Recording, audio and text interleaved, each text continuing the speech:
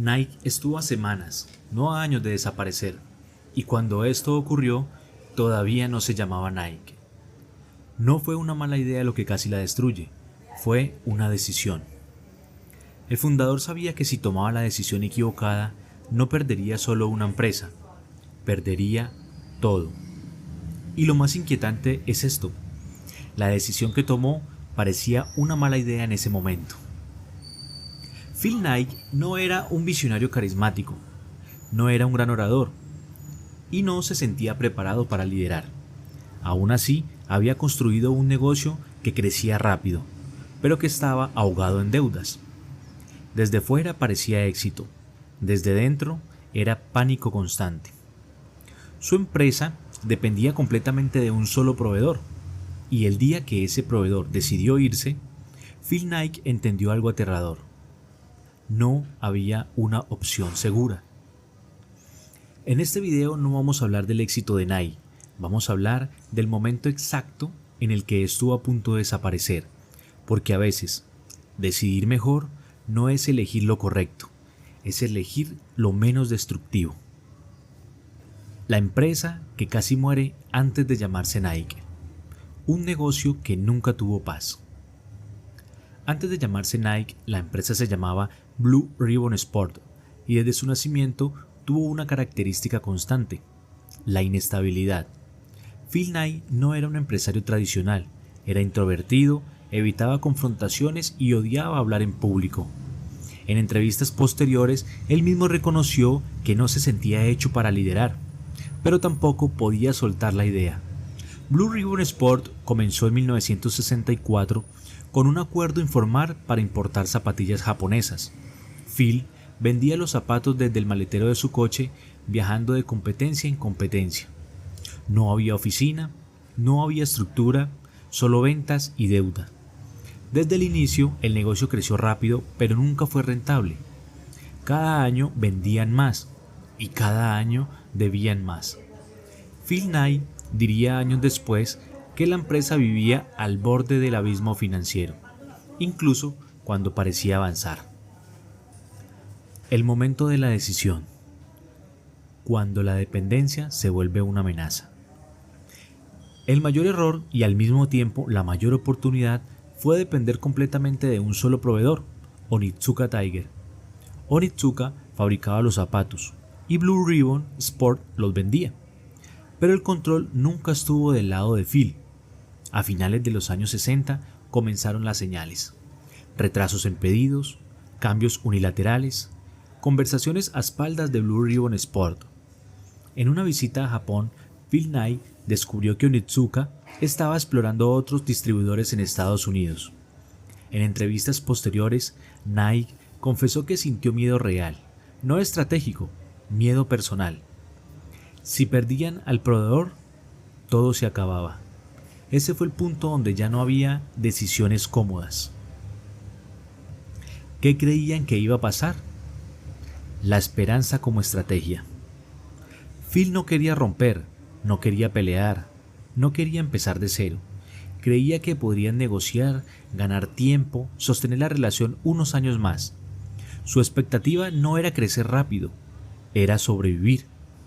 Incluso cuando comenzaron a diseñar sus propios modelos, no era un acto de rebeldía, sino un plan B silencioso. En palabras que ha repetido en entrevistas, nunca sentimos que estuviéramos construyendo algo grande. Solo intentábamos no morir. Lo que pasó realmente, la decisión que no parecía una decisión inteligente. Cuando Onitsuka confirmó que no seguiría como socio exclusivo, la realidad fue brutal. Phil Knight se enfrentó a una opción imposible: cerrar la empresa o crear una marca desde cero, sin dinero, sin respaldo y sin experiencia industrial. Eligió lo segundo, no por valentía, por falta de alternativas. Así nació Nike en 1971. El nombre no fue producto de una gran sesión creativa. Surgió casi por descarte, propuesto por Jeff Johnson, uno de los primeros empleados. El famoso swoosh tampoco fue una gran apuesta. Fue comprado por $35 sin imaginar su valor futuro. Nada parecía extraordinario, y sin embargo, los problemas se multiplicaron. Consecuencias inmediatas. Crecer más rápido de lo que puedes respirar. Nike empezó a vender más que nunca, pero los bancos veían otra cosa. Inventarios enormes, flujo de caja negativo, dependencia total del crédito.